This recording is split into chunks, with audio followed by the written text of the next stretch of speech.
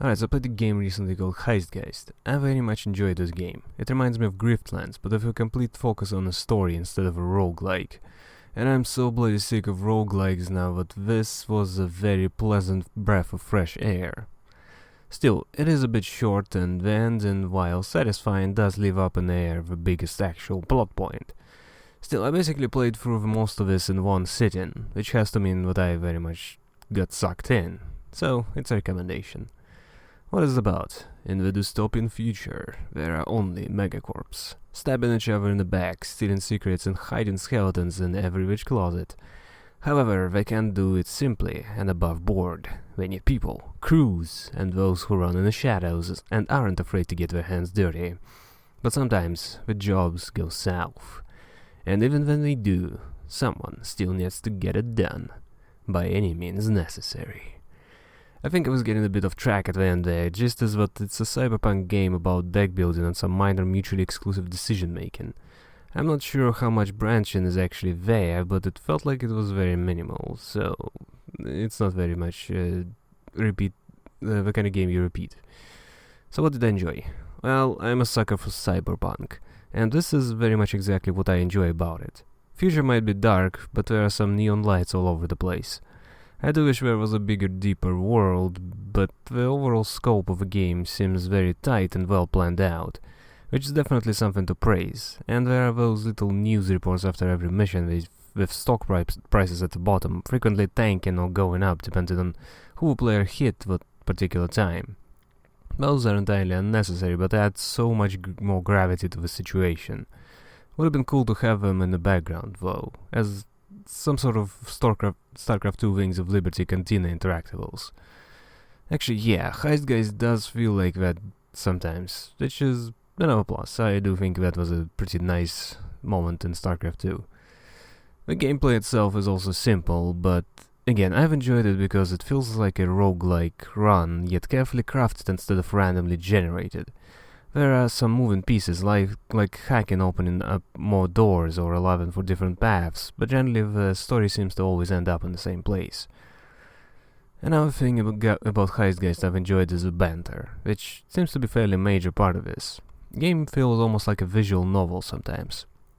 Actually, yeah, I think that's the thing that works so well about this game for me. Alternates between having some combat, then some dialogue, then a few decisions, new loot, customizable decks, and so on and so forth. None of the individual pieces are that well done, but because they keep switching around, it all feels very well paced and fun.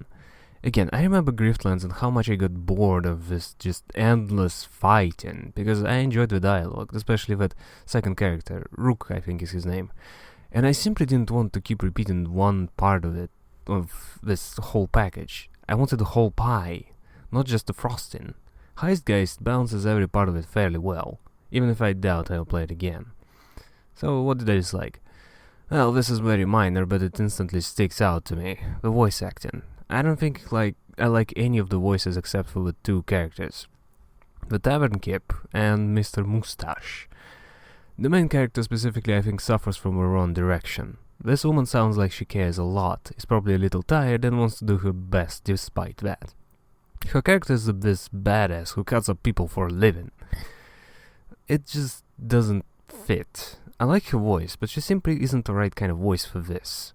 The rest I don't hate them, but they weren't great either. I do appreciate what vast majority of text is voiced, though. Simply they tried a little harder. Maybe made a few more takes, worked on accents a bit, that sort of thing. But again, it's definitely not bad, just the first thing that I can complain about. Aside from that, I think the difficulty of the combat is a bit all over the place. It's a bit hard to tell what is actually supposed to be difficult because past a certain point I always ended up being full health after every single encounter. Meanwhile, there were two fights which nearly instantly killed me because the draw for the enemy was too good. I then retry and end with full health again. In the beginning it flows fairly well.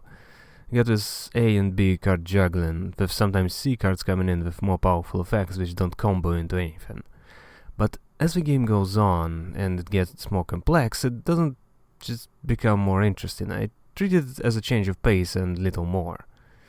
So every fight was not really an obstacle. And the same with hacking, which was actually easier. At first it was kind of a turn-based puzzle, but once the dedicated hacker appears again, the difficulty becomes more unpredictable. Sometimes I'd struggle, sometimes I'd complete the entire thing in one turn, and it definitely wasn't designed to be completed in one turn. Generally though, both modes of combat were just too easy. I'll also say that the ending was a bit too open. No spoilers, so no more on that. Well, maybe just one question. What happened to the kid? And lastly, I guess I'll say that the length is a bit too short. It's like the first chapter of, let's say, 2 or maybe 3. And it's not a cliffhanger, of course, but, well, I just do want more. So yeah, it's a little game and I did have some fun with it. Maybe I'll replay it years down the line, but for now, it's just gonna be remembered as a better Griftlands.